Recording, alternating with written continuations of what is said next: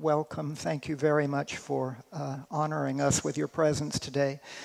Such a learned audience. And what I want to do today is just dive in a little bit and give you a sense of what the exhibition is going to be about. So here's the overview of the artworks included. And please note that the exhibition is really about this fantastic cultural constellation of literary and religious and artistic and performance art traditions that have originated in India and then spread to many other parts of the world. The Ramayana in all of its richness is a gift that India has really given to the world. And for me, and with my particular interest in Southeast Asia, the Ramayana has been in Southeast Asia for more than 1,500 years, completely absorbed, completely localized into Southeast Asian cultures, and is, to some extent, perhaps in some context, not even recognized as being ultimately from India anymore, because it's so completely absorbed into Southeast Asian culture. So the exhibition will be showing artworks from Southeast Asia and from the United States and from Europe. Made by artists in the United States and Europe, as well as Southeast Asia and different parts of the subcontinent. And another thing that you'll see when you look at the exhibition, and you'll get a little sense of that today in seeing some of the slides, is many of the artworks are from Hindu contexts, but some are from Islamic contexts, some are from Buddhist contexts, there's even one from a Sikh context. So it suggests how the richness and profundity of the Rama epic has been taken on by people in different cultures and different religious cultures, and found to be beautiful and profound and useful for them in their own cultural contexts.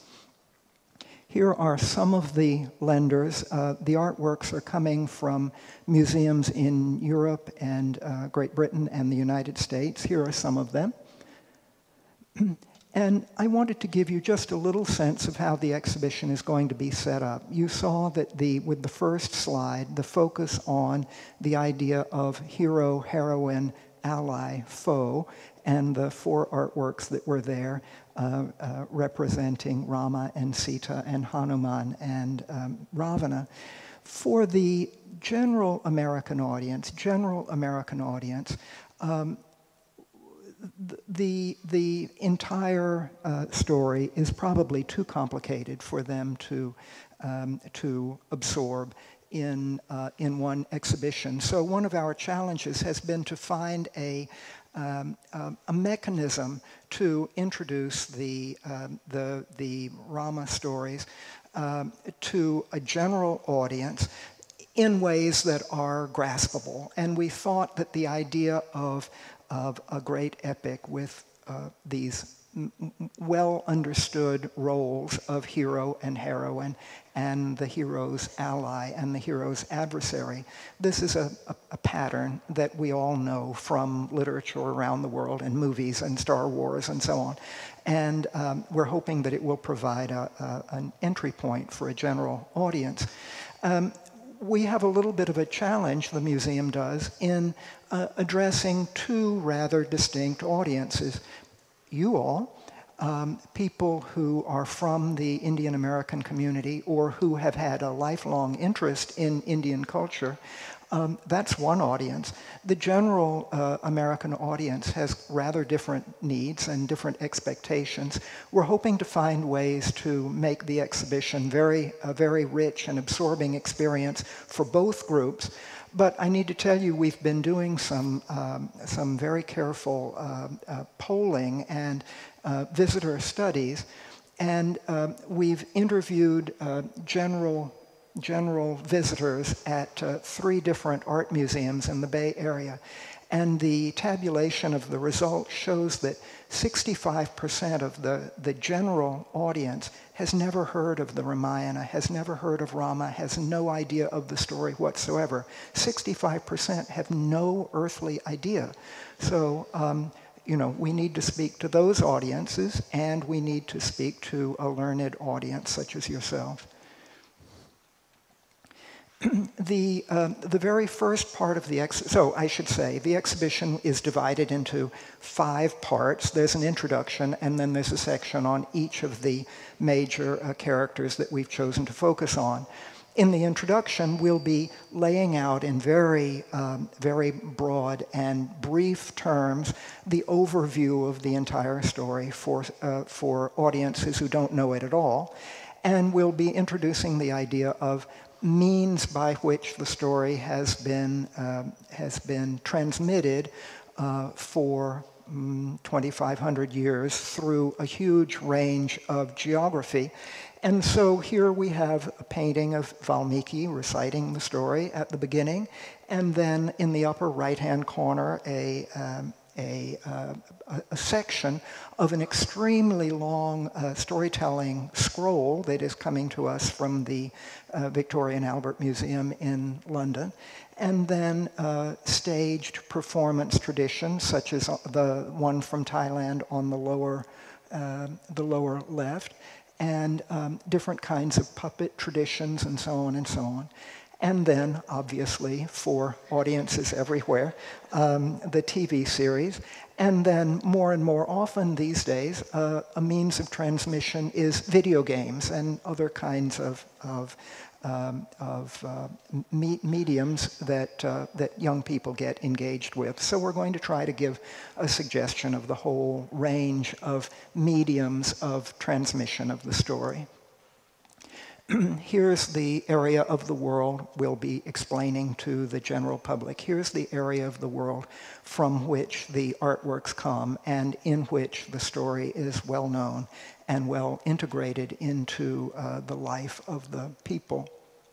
So, starting with Rama, obviously for a general audience, we need to place Rama among the Dashavatars, the 10 avatars of Vishnu, and we will do so here. And then we'll show the first part of the section will be what has Rama been thought to look like in different artistic traditions. So here's a very splendid 1,000-year-old Chola bronze of Rama, giving one sense of what he was envisioned as looking like. And then here's a architectural panel. This is a pediment, very, very large, from 19th century Thailand, showing Rama in a completely different guise. Then we'll go through the story from Rama's point of view. So in the section on Rama, there will be emphasis on the main episodes in which Rama takes place and seen from Rama's point of view. Then when we get to the Sita section, it will be the main episodes of the story in which Sita has a primary role, looking at it from her point of view, and so on. So, and another thing that will, I think, come across to the visitors, we hope, is when we look at a painting like this of Rama and Lakshmana in the forest early on in the story, killing a female demon. And then here's another painting of exactly the same episode in completely different styles, almost unrecognizably different. And so we want the audience to get the sense of the enormous richness of variation in the ways that people in different places in different times have pictured the story in their minds and in artworks too. So here's Bharata having visited Rama after Rama has gone into exile, and Bharata is sent back with Rama's sandals on his head. You can see in the lower right-hand corner, there's Bharata in in a chariot, and that what you can barely see on his head are Rama's sandals. This painting comes from the so-called Mewar Ramayana, painted about 1650 in Udaipur. And the many paintings from the series are in the British Library in London, and we're getting 8 paintings and 2 text pages. They've never been in the US before. In fact, I think they've never been out of the British Library before, so we're very excited to get these paintings from this important series. This series was painted for Maharana Jagat Singh in Mewar, in Udaipur. But notice that the artist has a Muslim name. So here's an instance of a Muslim artist being commissioned by a Hindu Rana in Mewar to paint the representations of the Ramayana, and very beautifully too. Then we want to call out to the audience some of the episodes that have been puzzling for audiences for more than 2,000 years. Here's at the top of this painting when Shurpanakha has come and sort of hit on Rama, and Rama says, "No, go try my brother." And anyway, she is disfigured. Her nose and her ears are cut off. And this, I think, for centuries, has been a puzzling and sometimes troubling episode for people everywhere hearing the stories. What's the implication of disfiguring the demoness in this way? She had threatened Sita, of course, and so that it was thought that it was appropriate for there to be some kind of retaliation. But even so, people, I think, often have said, was it necessary to cut off her nose and ears to disfigure her in this way? We don't have answers for these questions, but we want to call people's attention to the puzzling or for us in the 21st century, perhaps hard to understand episodes, to get people engaged in thinking about them in a lively way. Rama and Lakshmana meet Jatayu and find out from him where Sita, or they find out that Sita has been abducted. I'm not going through the whole thing. I'm just trying to show you a few of the artworks that will be highlighted in the exhibition. Here's another one of those potentially puzzling episodes where Rama, having allied himself with one of 2 monkey claimants to the throne of the monkey kingdom, kills the other claimant.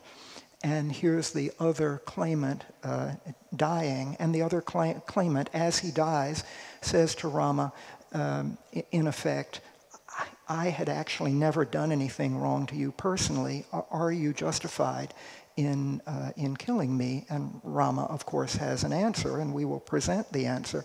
But it's an episode, again, that has been at times puzzling for people.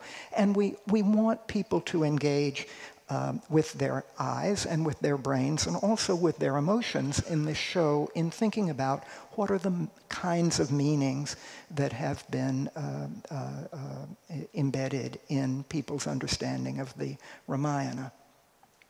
Then the killing of Ravana at the end. The coronation, enthronement of Rama and Sita, a very beautiful ivory carving from the Met that we're looking forward to having. And then Sita, again starting with a great Chola period bronze, 1,000-year-old bronze, coming from a collection in Germany.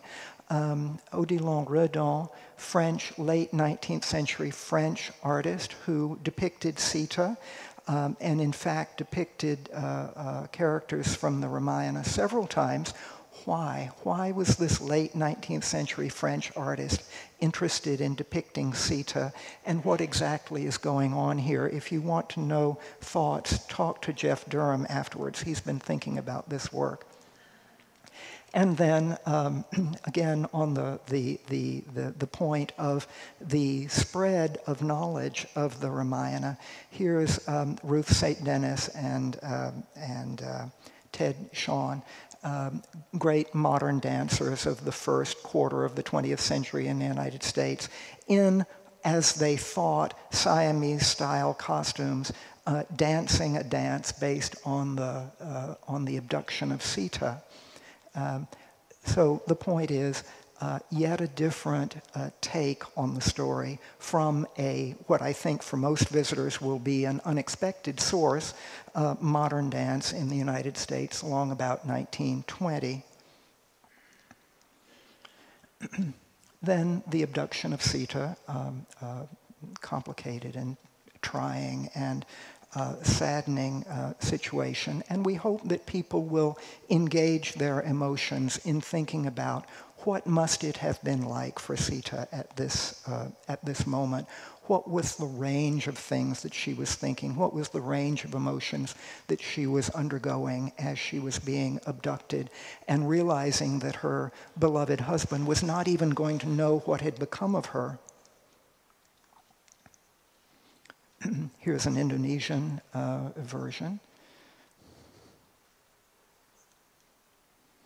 And then Sita in captivity in the grove in Ravana's palace.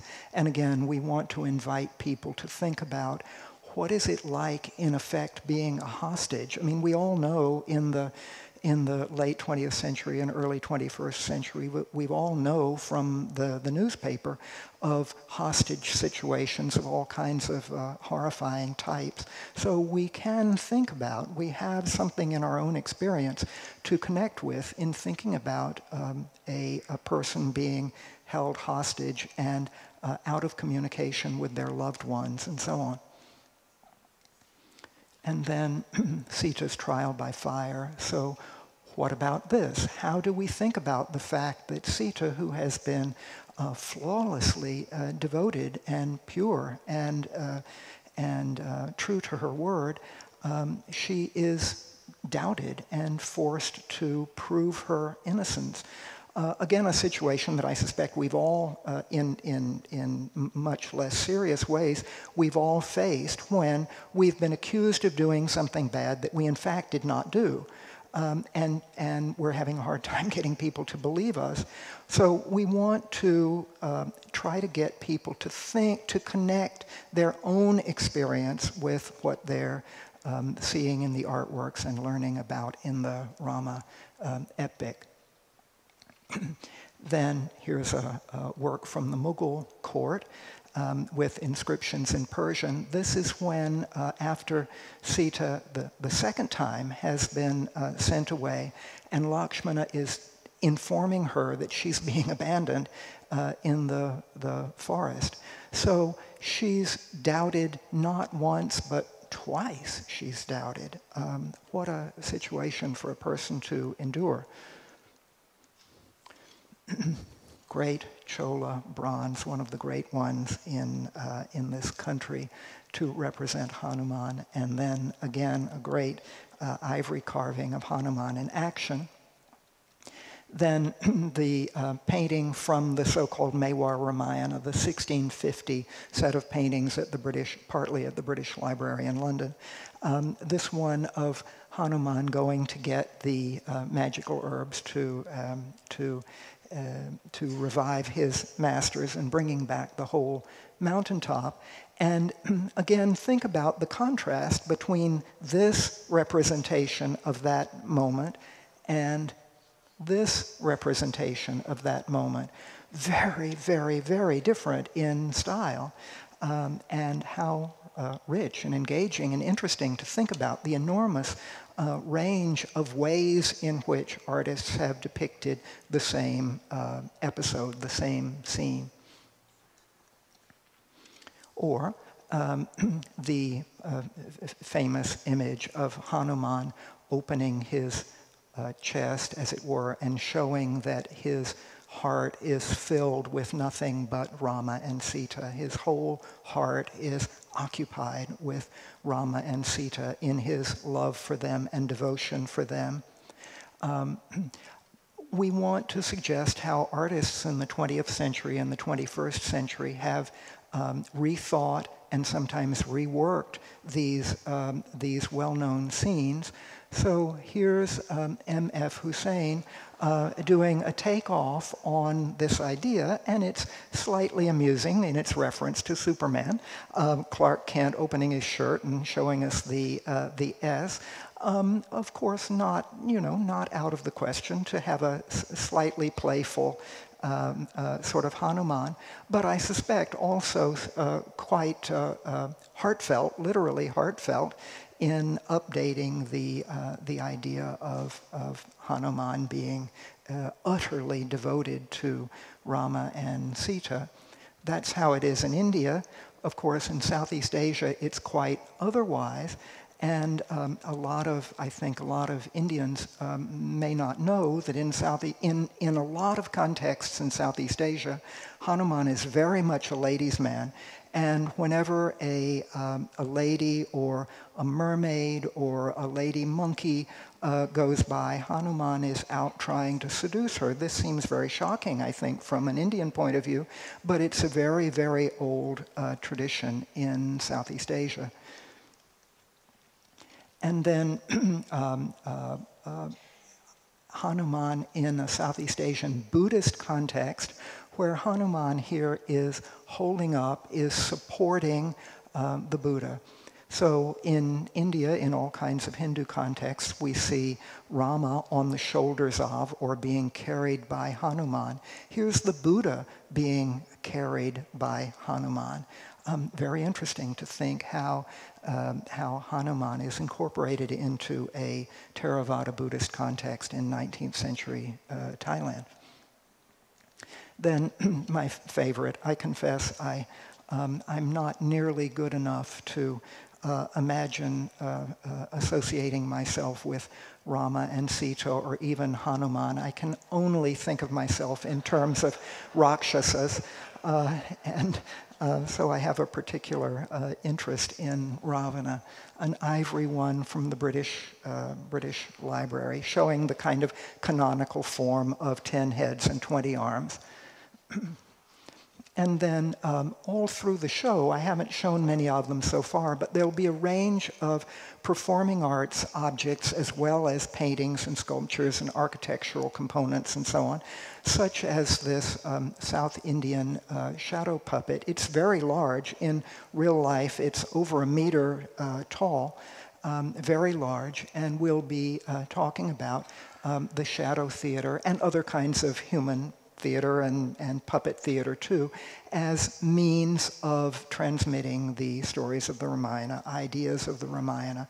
And of course, in both India and Southeast Asia, the puppet theater, either shadow puppet or other kinds of puppet theater, is not necessarily a children's theater. In the West, puppet theater is mostly for children. In Southeast Asia and in India, adults, the puppet theater traditions are often intended for adults every bit as much as for children. We want to get people to think about aspects of the characters that they may not think about very much in everyday life.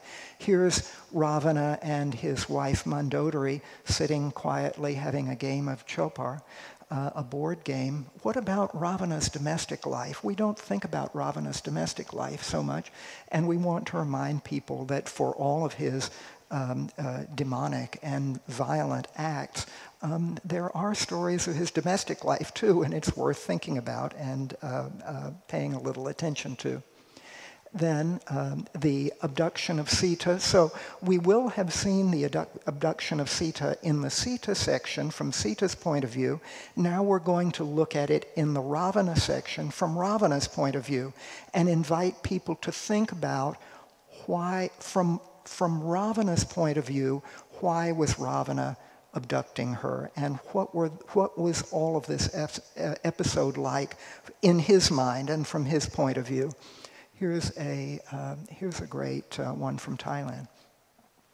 And then a contemporary one, maybe you know Sanjay Patel. This is a book of his on the Ramayana, and we're going to be showing the book as a book. It's published in the United States and has been quite popular.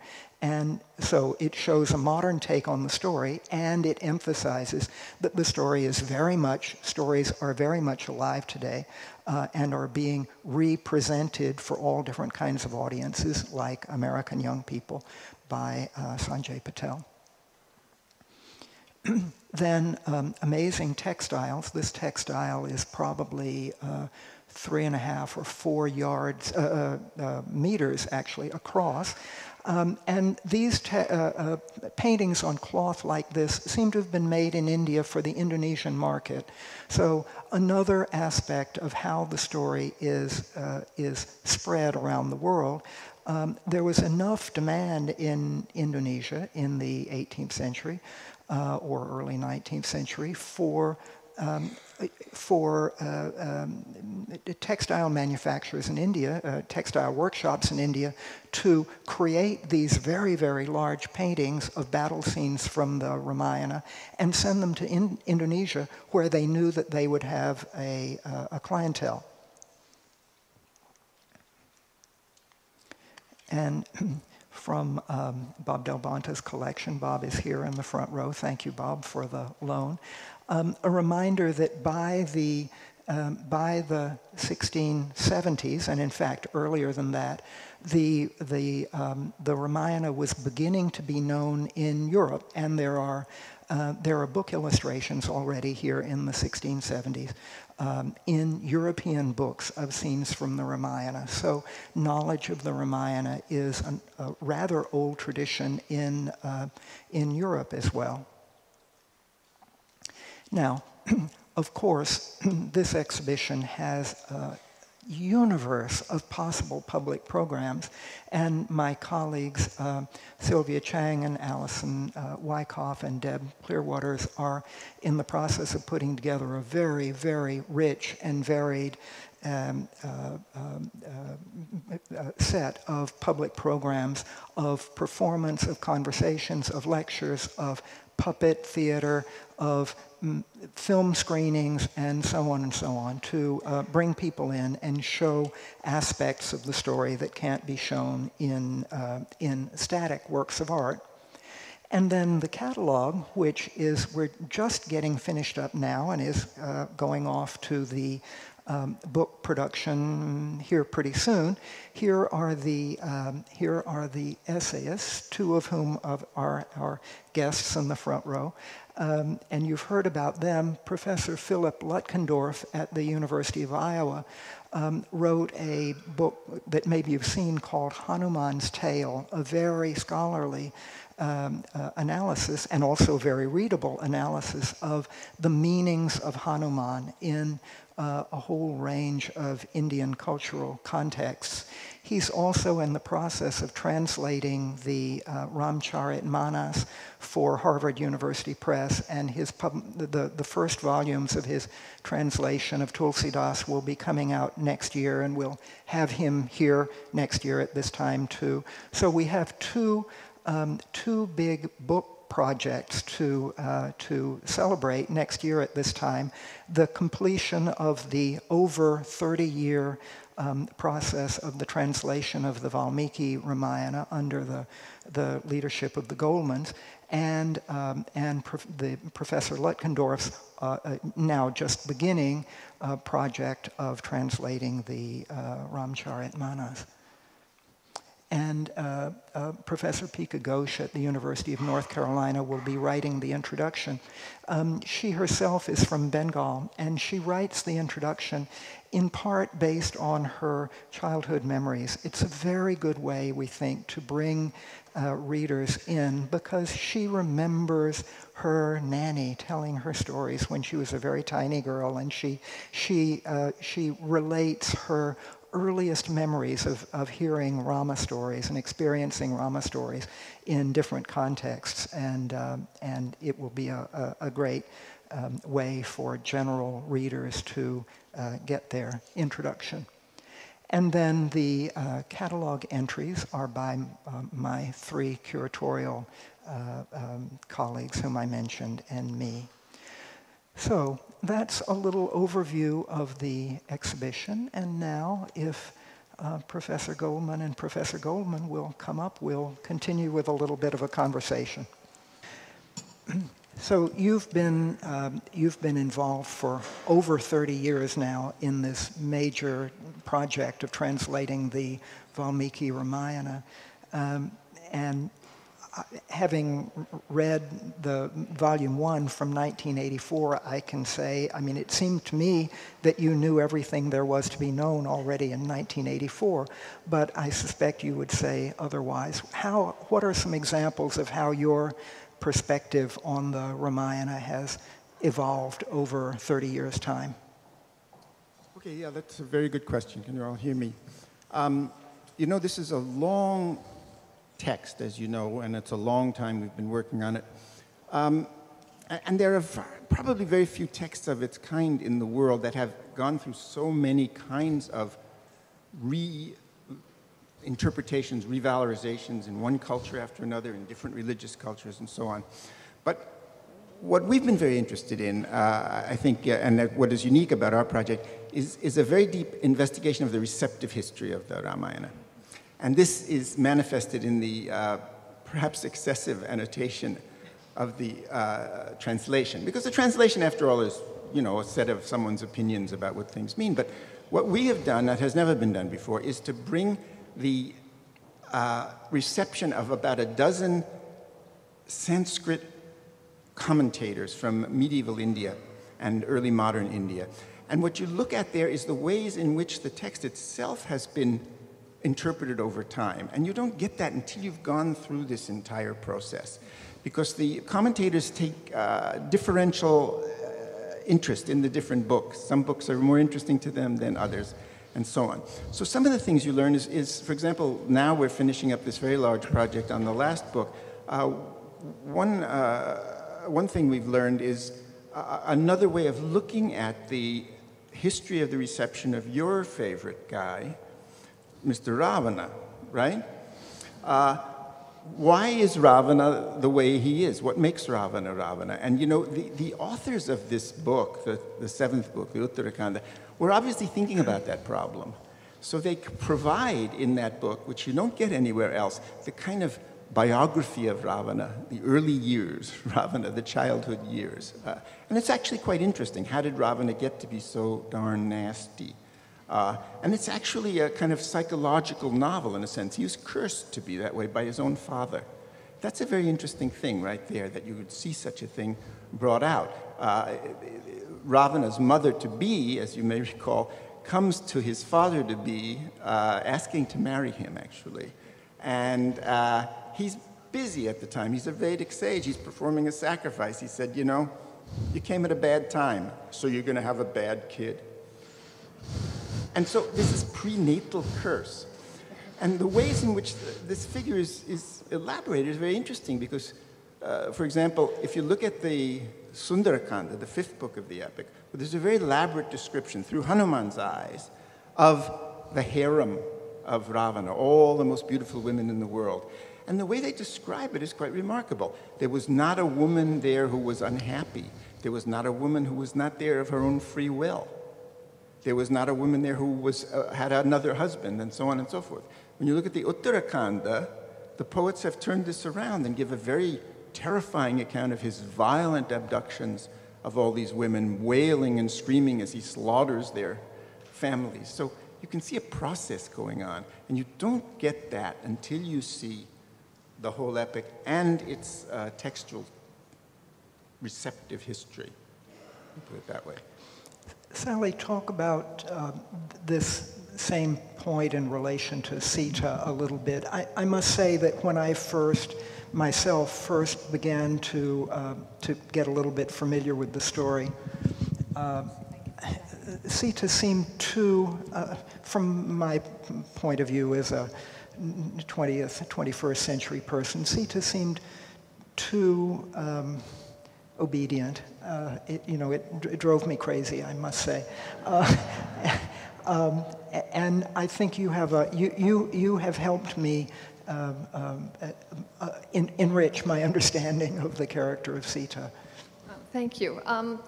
Well, one of the things that's kind of interesting is if we look at the larger kind of tradition, is the Sita that most people are aware of are actually the ones we find in, is that me? Okay, in Tulsidas and Ramayana, where you get a fairly stereotyped and passive and not verbal Sita. One of the things, of course, I discovered as I was going through Valmiki very, very carefully is that how really very complex Sita is and how very much more nuanced than any of us would ever believe that she could be.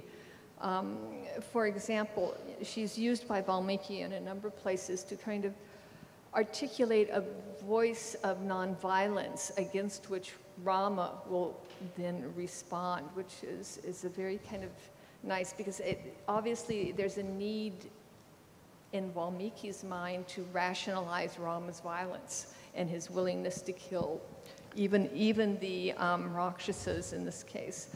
So what you hear is this voice of Sita coming out. But I think most passionately and most beautifully is the voice of Sita in the Sundarakanda, paralleling what you were saying earlier about how what she thinks when she has been abducted and she is in this Ashokavana surrounded by these horrific Rakshasa women who then, and then Ravana comes and tries to seduce her in various ways. And how she responds to him, which is really quite remarkable. She's very aggressive to him. She's very articulate against him, and she's defends herself. She strongly defends her husband and the culture from which she has been kidnapped, and that he's going to come and kill her. But once Ravana leaves, then this self-doubt takes over Sita, and you get this very incredible scene where she's just she can't figure out why he hasn't come. She thinks maybe he got killed. No, well, maybe he got lost on his way, or maybe he found another girlfriend and he doesn't want her anymore. And all of these really quite, remarkable and very human feelings that we all have when, we feel abandoned by people. And finally, she just completely gives up hope that Rama will come and rescue her, so she decides to kill herself. But she has no mechanism with which to kill herself. She can't get poisoned, and there's no fire for her to jump in, so she thinks about it for a while longer. And then finally she decides to hang herself, right, with her hair, with her long veiny that's coming down the back that's always described in this beautiful, like a snake. And then there she is, and she pauses a moment, and she says, but I can't, because I'm under the control of someone else. And I can't. Means I'm under the control of my husband, and I can't kill myself unless I have his permission. So you get this really intense thing, but then of course she actually does start to and tries to kill herself. And fortunately, at just that moment, Hanuman shows up. But what you get is this incredibly, probably nowhere in the epic is such a wonderfully deep and nuanced expression of emotion for any of the characters expressed. So it's really quite, And what you're saying reminds me of something that I've been noticing a bit, and that I think is always interesting as we get to know any great story better, is to pay attention to what certain characters know and what they don't know themselves at a certain point in the story. And Sita, if I understand correctly, Sita in her captivity really is not getting any news at all. So she has no idea what's going on. She doesn't know whether Rama is trying to come in and rescue her. I believe she doesn't even know if he knows where she is. No, that's right, absolutely right. The moment she discovers that he's coming is the moment that Hanuman shows up. Right. So other than that, no, she's just really in her response at that point. Her self-doubt reveals how much she really doesn't know. She hopes he's coming, but no, he's not coming. Why hasn't he come? And you get this really very, very strong. But you know, just to pick up on what Sally is saying, the way in which the poet has an interesting way of humanizing it is, you know, once she's discovered by Hanuman, he says, you know, I flew over here, get on my back, I'll carry you back. So she refuses that. And everybody knows that story because the standard line is, which is articulated there, is that she has never voluntarily touched another male in her life. So even to save her life, she won't climb on the back of this male monkey, fine. But then the poet goes on, that would be enough. Then he has these kind of very human kind of anxiety attacks that she's having. First of all, when Hanuman proposes that, she makes fun of them. She said, are you kidding? You know, remember Hanuman has put himself down to a tiny size of a cat to hide out, to find her. And then he says, get on my back. And she says, hey, puny monkey, what are you, stupid or something? You know, I'm not going to get on She doesn't know who Hanuman is or what his powers are. No, she doesn't know who Hanuman is. She thinks it's Ravana at first. Remember, all these Rakshasas can change their shapes as they like. And she's not convinced, of course, until the scene, which is really, in a sense, marks the emotional center of the text, which is getting Rama's ring. It's a beautiful moment. The reciters often, you know, and they're doing Hari Kalakshepa or something like that, you know, there's this beautiful scene where she has Rama's signet ring. He has it, and he hands it to her. And the poet describes it. It's very beautiful. It sounds a little like this. Grihitva prekshamanasa bharatu karavibhushitam bhartaramiva samprapta janaki mudita bhavata, which I don't need to translate for this audience. I'm sure this learned audience. Maybe you could translate it for me. All right, for you. So she said, she took it, grihitva. She looked at her husband's ring, right? And when she did, she became as happy as if she had her husband back again. And that sort of ends this downward emotional spiral of the epic and begins the moment. But when he offers to carry her back, she said, no, I'm afraid of heights, you know, I don't want to go. You'll drop me, you'll start fighting with the Rakshasas, I'll fall in the ocean, forget about it. You know, so it's a very kind of human set of anxieties that the poet has put in there, you know, which is kind of the essence of sort of great literature, not just to say, oh, well, I won't touch another man, you know, which is the expected normative response. So I think that's what she's getting at also, is that kind of the humanity of these characters, even of Ravana. Once in the epic, when Ravana's monstrous, even more monstrous brother, Kumbhakarna, is called from his somnolescent, you know, catatonic state to help him, he lectures him. He said, what kind of a stupid thing you do to kidnapping this guy's wife? And finally, Ravana, for the first time in his life, said, all right, I screwed up. I admit it. I messed up, but you got to help me. You got to help me. You know, I mean, Ravana gets a lot of good advice. A lot of people try to talk sense into him, and he's not having it. But his brother's bigger than he is. Kumbhakarna, he's like 360 feet tall. The others, he either, you know, threatens to kill them or, you know, abuses them. But Kumbhakarna, he has to listen to. Also, he's desperate at that point. Yeah. All of his other generals and brothers have been killed. And he sees, you know, just about the only thing left for him is Kumbhakarna. A great figure also, but too bad we don't have an extra slot for the giant hero, giant. That'll be part 2 of the exhibition. Sally, you and Bob both were talking about some of the things that make the emotional situations quite real and vivid to all of us. We have a question from the audience on another kind of reality that maybe you would take.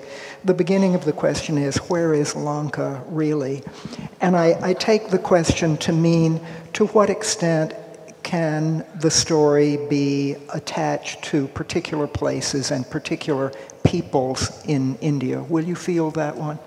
Okay, actually that's fine. I can do that. I just wrote a long segment for the introduction on that. Most scholarship, in fact, has been focused when we discuss Rakshasas and, you know, and the epic. The geography has been a major concern. You know, is it real or is it not real? And there have been at least 70 or 80 articles on where is Lanka. maybe more. Those are the ones I found in English. How's that? And the answer is nobody knows. You know, I think most scholars today, you know, feel that, you know, that it's best to understand it as more of a symbolic place than an actual place, even though a lot of people try to place it actually in Sri Lanka. I mean, it doesn't work real well for various reasons. And as I have understood from your writings, both of you, the effort to say the Rakshasas must have been thus and such people in ancient India, it doesn't really get us anywhere. It doesn't get us anywhere either, right? There's been a lot of effort to do the same with the Rakshasas and identify, and the Vanaras too, the monkeys. You know, who are they? What tribes were they actually? Again, it's. I think most scholars today understand it to be, again, more of a symbolic understanding rather than actual, because I mean you have numerous articles and everyone has something different to say, and they all have very good reasons for it. But well, yeah, I mean, but you know, there's two things going on here. One is this story of Rama probably comes from some kind of historical reminiscence, you know, because it derives from one of these what they call Vanshavalis, these dynasty lists of ancient India. And each of the early kings of these nascent states, and we're talking now about the first millennium before the Common Era, this Janapada period, these kings would gain legitimacy, power, prestige by their bards at court telling tales of their great ancestors. So we're talking here about the great lineage of the sun. Right? This is the solar lineage of kings, the Surya Vamsha, the Raghu Vamsha, who trace their lineage back through generations of great heroes back to the sun god himself, right? So Rama was a king in that lineage, you know? And then you get, as the state of Kosala expands, these stories kind of expand with them. So it's, in that sense, it's a history. It's an itihasa, they call it, even. But it's also a great work of the imagination. And you're talking about, you know, in the mythological time frame, things that took place not just early in our history, but an entirely different era of the universe, right? This is going into this theory of yugas. If we're living in the fourth of the great cosmic ages, this took place in the second. And many traditions have this idea that, you know, even if you read the Bible or the Iliad, that in the ancient times people were grander, stronger, more powerful, and so on. So here you have this grand story of 10-headed monster kings and flying monkeys and mighty warriors. So, and I think that's one of the really critical issues here is that, especially for the Indian tradition, this is a dharma shastra. This is a work of morality. But how do you teach morality to a large number of people? And you teach them through a kind of entertainment medium. And this is what the popular entertainment was like. You tell these stories, and people want to hear stories of love, of war, of miracles, of monkeys carrying mountains through the storm. It's a marvelous story, right? But at the same time, it's teaching you how to be in the world, how the culture should operate. Not everybody can read the Vedas, can read the Upanishads, can meditate on those things, but this text and the Mahabharata are, you know, even the Mahabharata itself calls itself the Veda for the Shudras, so to speak, if you like. That is for all classes of people. And how do you grip people? It's through their fascination with story. So this is the story, and this is why you make it exciting, you know, just like you read the Iliad and the Odyssey. These are marvelous things, gods interacting with humans to teach something. But these texts, the Mahabharata, the Ramayana, are much more dedicated to teaching righteousness, teaching how to be in the world. But remember, that world was not necessarily our world. And this is, I think, responsive to some of the remarks you made, is how do we judge ethically some of the actions that these characters did? When you're talking about a culture of antiquity with a certain set of ethical, moral principles, and since this text has been so massively influential and popular over such a long period of time, the cultures change.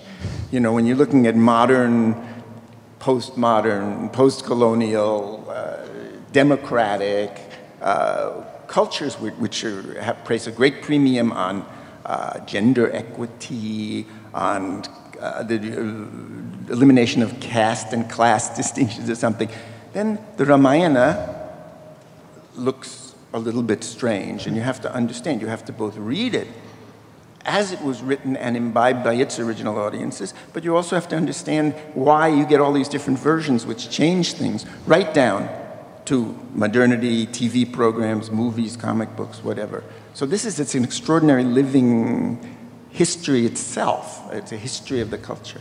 I think in part, the response of these various audiences is where we really can get our history and our understanding of what various cultures valued, or various segments of this culture at various times valued and didn't value. And that's, I think, where the historical information is really most valuable. One of the questions from the audience is, we talked a bit about Sita's emotional state. What about Hanuman's emotional state? And put in a slightly bigger context, I mean, Hanuman can talk, and in fact is an enormously articulate and skillful talker, unlike some monkeys that we know. He speaks Sanskrit.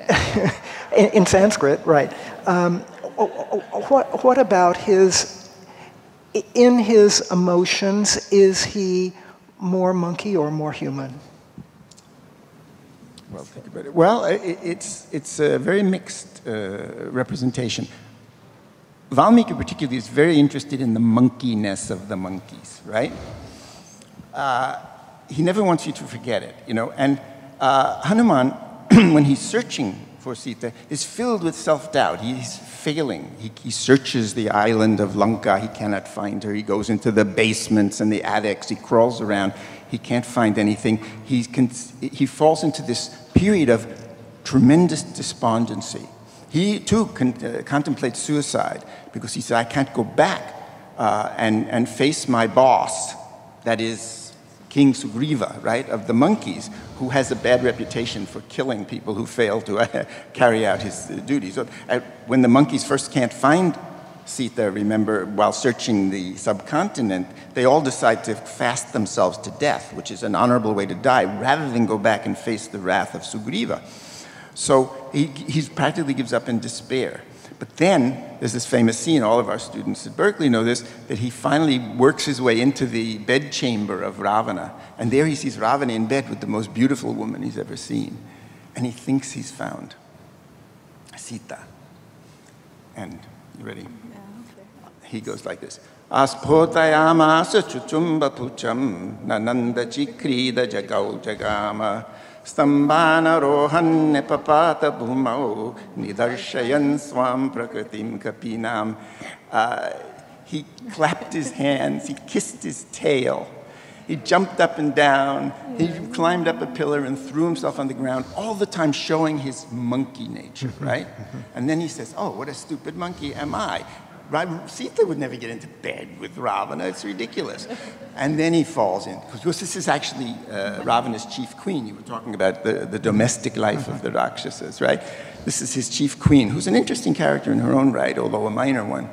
And he realizes that Sita would never permit herself to be in the bed with Ravana, it's the queen. And then again he falls into a period of terrible despondency and despair, and so on, right? And so he has this kind of powerful emotional life that fluctuates back and forth between kind of triumph. And he's aware of his own, many people will recognize the scene toward the end of the fifth book of the epic. Hanuman allows himself to be captured by Ravana in order to lecture him about the evil of his ways and the wisdom of giving Sita back before things get out of hand. And of course, Ravana is having none of this. In fact, he orders that Hanuman be executed. And then his brother, who's the good brother, remember, this was the good brother who was blessed by that father who cursed Ravana. And you get this whole sibling rivalry thing, very interestingly. And interrupts it, and he says, no, you can't. It's wrong to kill a messenger. So Ravana says, all right, let's punish him. What do monkeys love best in the whole world? Their tails. So let's set his tail on fire to punish him. So they wrap his tail in rags, set his tail on fire, and parade him through the city. But Hanuman frees himself, and then he leaps from rooftop to rooftop, setting the entire city of Lanka on fire. It's a great scene. Everyone does it. And when he finishes that triumphal act, he says, "Oi Gewalt, oi weh, how stupid I am. I must have killed Sita. I've burned the whole damn city, and she's a prisoner in the city. And now I've failed in my mission. Now I have to kill myself again." But of course, we know Sita has not been killed because Sita is immune to fire. She's so pure, et cetera, that the fire doesn't touch her. So he's filled with these kind of, self-doubts. What a stupid monkey I am. That just shows my stupidity that I did that. No, I've brought the whole thing to a crashing failure. So yeah, he has a kind of interesting emotional life, which then gets mapped later on into the classic emotion, which is this extraordinary devotionalism to Ram, as you showed by this, ripping his chest apart to show. So he becomes the kind of literal poster boy for Ram Bhakti, right? Parama Ram Bhakt Hanuman, the great exemplar for the particular mode of devotion that they call dasya bhava, that is the emotion appropriate to a servant to his master. So that's where the saturation comes in of him as the exemplar of that form of devotion. Sally, one last question, and I'm sorry, we've got a lot of great questions from the audience that we'll have to talk about later on, but a final one for you. Bob, in talking about Hanuman just now, said Hanuman realized that Sita could not, that could not be Sita in bed with Ravana. She wouldn't do such a thing. And I think I've mentioned to you in the past that I've had people say to me, one time I can remember, I was trying to figure out what a certain painting was about, and I had a theory that I mentioned to someone. And the person who was Indian said to me, "No, your theory can't be right because Sita wouldn't act like that." Well, I in my ignorance don't have a complete sense of what's the range of possible behaviors, possible reactions for Sita, and yet people who've grown up in the tradition, I think, do. Whatever range of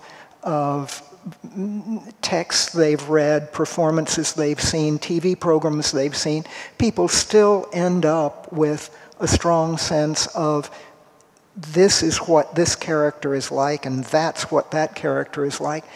How does this work itself out? And is it a pan-Indian phenomenon that, does everyone agree on what Sita's personality is like or Ravana's personality is like? Well, I wouldn't say everybody agrees on it, but there are certain, for Sita particularly, she is what we would call a pativrata, or a woman whose husband is her full devotion. And she stands for the ultimate symbol of a devoted and perfect wife.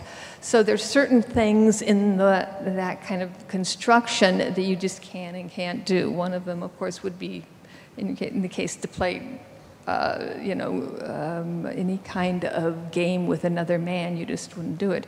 We have the wonderful story that's actually not known to Valmiki. It was in the, it's in the southern version of the Valmiki Ramayana, but not in the actual critical edition, where at the very end, when of course it's just a tremendously heart-wrenching, as you were saying, scene where Sita is going to be abandoned. There are rumors about her. Rama orders Lakshmana to take Sita out to the forest and abandon her there. She's in advanced stages of pregnancy at the time, and Lakshmana takes her out and abandons her. And she says to Lakshmana, he says, at least, tell Rama that, you can say that I'm pregnant and that, that you can testify to my pregnancy. And Lakshmana, of course, says to her, how can I? I've never looked above your feet, right? I can't do that. So this idea that there's certain roles. A younger brother is not supposed to look right, at an elder, especially an elder sister. The relationship is such that you just wouldn't do that. And these are these kind of cultural standards of deference that define not only, in this case, Lakshmana, but also Sita, you know, in a sense that, you know, she's got to, you know, she wants to prove desperately to Lakshmana that, or test again to her fidelity, so nobody would ever question her son's father, that he was the father. And she needs this, you know, attestation, because the idea of being abandoned would open her up to that kind of critique. And so we get these very, very strong role models like this. A footnote to that is, I would say, within the confines of that culture, yes, everybody knows exactly what each of those characters is supposed to be like, because they're all exemplary figures. That doesn't mean they like them. No. And this is one of the things we try to bring out in our introduction. I'll give you a good example. A few days ago, we were having a very nice dinner with Tom Kailath and Anu over here at the annual Kailath lecture dinner, which he kindly supports. And the speaker was Sudha Murthy, you know, very famous philanthropist from India. And I was sitting next to her at a table, but next to her came her niece, who's a student of Sanskrit in Sally's class now. Her niece Maya was there. So she said to me, you know, I really like that Sanskrit book that you guys have written, this Devavani Praveshika. It's really a great book on learning Sanskrit. But why did you have to put Rama in it? I really don't like Rama. I said, well, why is that? She said, well, I don't like the way he treats Sita. And that's not an uncommon idea in not just in modernity. You'll see the introduction to our Uttarakanda. Throughout history, some people have not liked it. It isn't that they don't think he did that, but they don't like it. And of course, in modern world, you know, in South India, there's been, you know, this. I was talking to the Honorable Consul General here before about, you know, the anti-Ramayana movements that you saw with E.V. Ramasamy Naikar, that the Rama was a terrible invasion of the Tamil kingdom, of the great Tamil Maharaja, Adiraja Ravana, who was done in by this invader from the north and so on. So there are these different receptive histories that we've become very interested in. We know what these characters do, but not everybody's happy with it. Sally, Bob, thank you very, very much. We look forward to a year of learning from you.